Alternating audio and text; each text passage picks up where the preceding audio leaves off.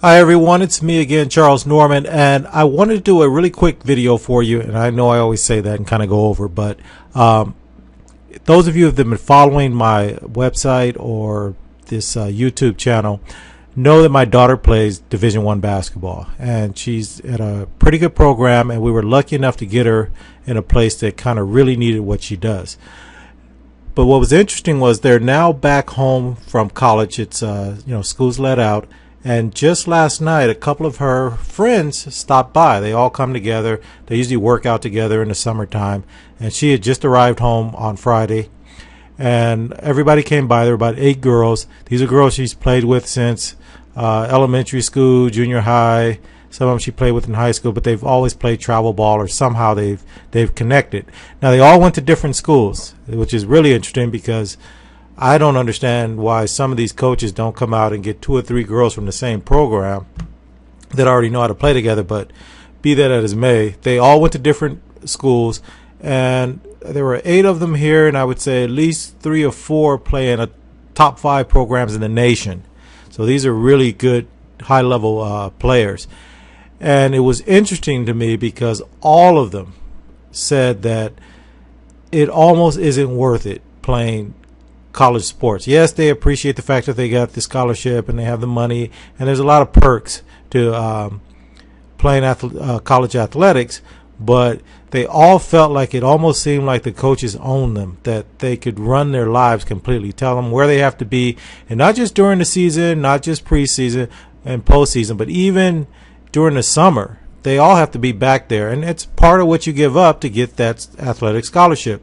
So I think they understand it, but all of them, and maybe because it's young ladies and they like to get a little more of the college experience, they're around their friends at college that kind of have the freedom to come and go. But they weren't complaining about that as much as there were a few of these girls that straight out said they had selected the wrong school. So I want to make sure you guys as parents or just student athletes, as you're making your choice of which school to go to, that you make the right choice for the right reason and some of the things to look out for. And you guys know I created the Athletic Scholarship Academy, and I'm really, really proud of that. I'm not trying to necessarily sell you on it, although I just think we've done it the right way. And I collaborated with a nonprofit so that we didn't have to make a big deal on trying to make a lot of money off of it. They were able to support me, and they were able to get the word out. So we have quite a few people that have already joined and are seeing the benefits of it. But even if you don't join ours, I just want to kind of show you what you need to be thinking about. And the number one thing I want you guys to get in your heads right now is that if you're going to select a school, that you select a school within that you are the prize, that you're going to that school makes a huge difference. The coach really appreciates the fact that they know you could have gone somewhere else and were more likely to go somewhere else, whether the other school had a bigger name or was a bigger program or more well-known, more prestigious, or whatever it was. They really, really appreciate the fact that you selected them. On top of that, you want to look at a program that really fits you. So what I wanted to do really quick here, I wanted to go through how I think the Athletic Scholarship Academy helps you do that, because usually we talk about this a lot. I know I do, that most student athletes select a school because they waited to be discovered. So I'm going to walk through our program really quick. So you would come in to the Proactive Parent program, obviously, and you can see there's a lot of other stuff you can do here, but I really talk about how to use the recruiting software. And way down here at the bottom, I want to show you, because we do have a low starting price, but we do have a recurring payment that the longer you're in the program, you'll keep paying a small amount every month to stay in the program. So I make a big deal of the fact that right on that front page, I tell you how to cancel also anytime you want to. So once you get in here, you can get out in 30 days and be done. But anyway, up here, you'll see these are the things that we offer you guys. And here's the college coaching software that we give you, and this is professional level software. And then I'm going to talk to you about a new piece that we have here called user profile, but I'll do that a little bit later. So let's move on. Okay, so now we're on the page where you guys go in. Remember, this is our search page, and you can come in here and set up. And what I did was I went in and did a women's basketball setup really quickly. And here it is. I did a women's basketball setup for Division I. And I'm on the West Coast, so I decided, one of the things I know a lot of people do is they want to stay close to home. So if you want to stay close to home, I put out West, and I'm in California, so that's out West. And I just put in an ACT and SAT scores. You only need to use one or the other, or you can use both. Doesn't matter. And I gave a pretty good GPA. But remember, this is women's basketball, which means it's a head count sport. And if you don't know what that is, you know what? Take our program. We tell you all about that kind of stuff. And then I went in and clicked find your colleges. Okay, and so in this case, it gives me a list of colleges. And here is the key. Look at all of the schools on this page. Okay, there are tons of schools here that you have to select for. And there's another page. And I'll tell you on the next page on this particular setup, there's about 5 more schools. So already you have a huge list of schools that you qualify for. Right? You have all of these wonderful schools, and you actually qualify to go there, and these schools offer scholarships for women's basketball. And so that's a huge advantage already. And then what we normally do is we teach you how to write the letter, contact the coaches, and that's how we go about doing things. But what do most people do here? Now, let's say you went to a viewing tournament, and a couple of these schools came after you. They know who you are. You're a pretty good player. And so you have a list of schools. And just say we're in this top 1, 2, 3, 4, 5, 6 schools up here. And you got one from the University of California, Santa Barbara. And you've always wanted to play near the water. It's a very beautiful, beautiful campus. In fact, it's one of the schools we looked at with my daughter. Beautiful campus. And so you go out there and you say, hey, I want to go to the University of Santa Barbara. Now, this is the way people actually choose. They don't know anything about the school at all. And if you click on view details like I just did, it's going to give you the coach's name and information and email address. It's also going to give you links to just the school, because you're going to do your due diligence, obviously, and make sure they have the major you want and things like that. And then you're also going to get a link to their sports website. On top of that, you're going to know it's Division I. You get to know the conference, the tuition in-state and out-of-state. So you know it's a public school, and the academic rating, and that the enrollment size is 20,000. Pretty big school. Okay, so these are kind of basic things you know. So I'm going to move on really, really quickly here. And I'm going to assume we clicked here and we went to their website. Okay, so it took you to their main website, but I quickly went through to the women's basketball site, because that's where we're going to start. That's the sport we want to play. And remember I said you want to be the prize, right? So if you want to be the prize, what's the first thing you want to do when you get here? If you look on their front page now that the season is over, you can see that they announce the people that they just signed to letters of intent. That's a great place to start, right? It's already on their front page of the basketball page for women basketball. So, and they have a woman coach. So if that's something that you are interested in or not interested in, for whatever reason, these are things you need to know. You have to know your kid. But the first place I would go is the roster. Okay, so I'm looking at my roster now, and normally right after the season, you don't see a lot of things change on here. They haven't flipped it yet. So I can already see right here. Now, I happen to know this school, and I know a couple of the players that are at this school. I happen to know that this is from their last season, 2012-2013, and they haven't switched over to 2013-2014, because I know these seniors are gone now. So really, they only had 2 seniors on their team. And so the next thing I would look for the position that I play and how many people they have there that are in my position that are freshmen or sophomores. Because let's say I'm a senior now or I'm a junior and I want to get them to take a look at me. That's usually the time that you're really starting to get into this.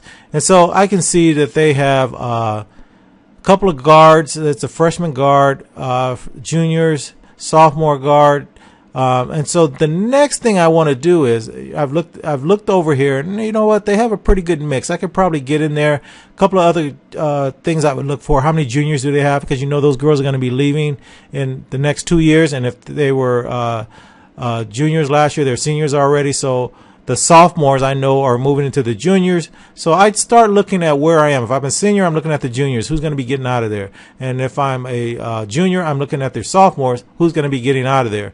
Because you can get a chance to come and play if somebody's coming out that's in your position.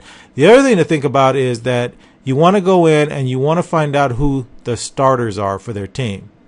So the way you would do that, I usually go to statistics.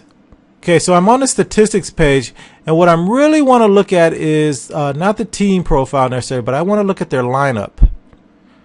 Okay, so I'm on the lineup page, and I want to come over and really take kind of a look at games per minute. So I'm going to look here. I'm going to see who their scores were, and I just remember that this young lady was a senior. So I know they're losing 12 points per game here. But I would look down here, and I'm trying to find out games played and games started. Okay, and this is going to tell you a couple of different things. It's going to tell you, first of all, if you look at games played, it's going to tell you if they play a lot of players. So if you're coming in as a freshman, does this coach just sort of get stuck on a certain number of players and they're going to play all the time? And you can see just from games played, she played quite a few of her players almost every game. Okay, and then if I was looking at this, I could see this is a freshman. She only played in 24 games. And sometimes it can be misleading. And I would say, like, this player right here only played in 3 games the whole season. So I would look to see that a freshman center maybe or may not get a lot of playing time, but she maybe have been behind another center that just got all this young lady right here was just really good, and she's leaving, and this person's going to take over. I'm not sure what's going on there, but it's really important to look here, because what you're looking for, was there a freshman or someone, a sophomore that played your position, that got a lot of playing time. Okay, and that it may be a little difficult for you to walk in there and just play over them. And I don't see anywhere. I was looking on here. So here's a freshman guard that played in all 31 games, averaged about 11 minutes a game. Wasn't a starter, I can tell you that. Started only 1 game. So this is someone you might be able to come in and play. Here's another guard that they had there. So let's just say you're a guard. That's what I would be looking at if I'm a guard. I'd be looking at this sophomore guard, played in 28 games, started 4, but only averaged 9 minutes a game. Wouldn't really be overly concerned, and I'm not pointing these kids out or saying anything negative or anything, but you kind of getting a feel for how this coach is. So as a freshman, you may get to play, but I'm looking at the minutes as they're divided, and you won't get a lot of time, but you'll get a chance to play. So that's something to think about. Sophomore years, I start looking at the sophomores, and I look at these sophomores, 28 games here, sophomore 28 games here, out of 33, not too bad. I look at the minutes, 9 minutes, 6 minutes, not playing the sophomores that much. So what I've actually seen here is that there were a couple of seniors here that played heavy minutes and started most of the game. So she really rewards her seniors. I do know this is a junior. So this is a guard that played 33 games and started 31 of those 33 games, played 29 minutes a game. So these players, 33 minutes, 29 minutes, 28 minutes, 28 minutes, 31 minutes, 24 minutes, relied really heavy on seniors and a junior. And then a lot of the other players split some of the time. So these are kind of things you want to take a look at and see. And I guess what I really want you to make sure of, more than coming in and doing this, the next thing I would look at, actually, though, if I was doing this, and I didn't want to make this too long, but it looks like I'm going to do it anyway. I'm going to go back for a second. Okay, you want to go to their schedule results page, and I want to look at their record also. Now, this team was 16-7, but in their conference they were 11-7. If you do well in the conference, overall they may have had a really tough schedule. They probably played a lot of pretty good teams here, but what you're really looking for is that conference record, because conference record, if you can win your conference, you get to the NCAA tournament. So if you're known as a team that wins the conference, that's where you want to be.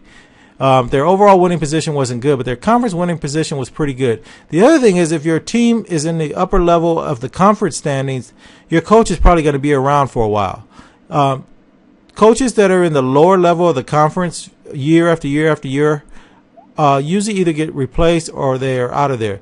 The coach that continuously wins the conference is sometimes moves on to a bigger program, depending on what program they're in, obviously.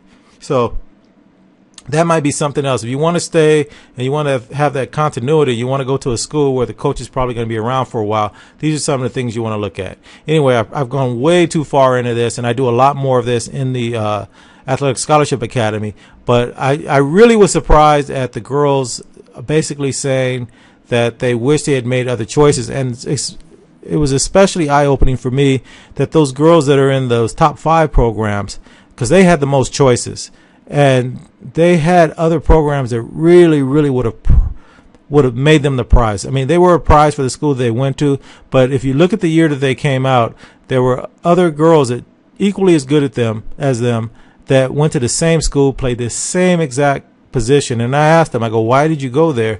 And it's because they're such good players, they didn't even think about the fact that someone could beat them out. And these girls start, now the ones that I'm talking about, they actually start on those teams, but they can't understand the coach just doesn't like them, doesn't have a feel for them, likes that other player a little bit better. They play the same position, the coach uses them both, they're both talented, but the coach is going to have favorites. So you don't even want to put yourself in that position. You want to go to a school that position, you're their number one choice, they're coming after you hard, they need what you're going to do. You want to try to get an opportunity to play right away if you can.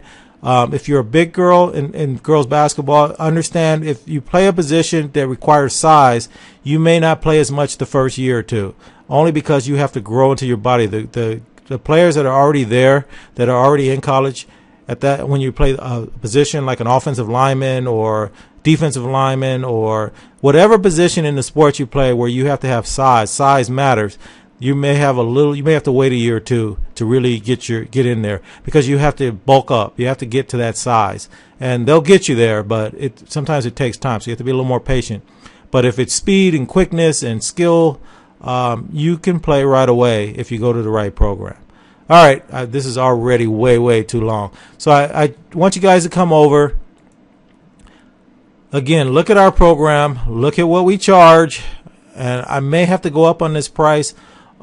Because I connected with a nonprofit, I'm able to get you guys this because they were able to give me that software for a really great price. And just sign up with us when you get in there. Oh, one more thing I wanted to show you guys really quickly. I was telling you guys about this user profile area.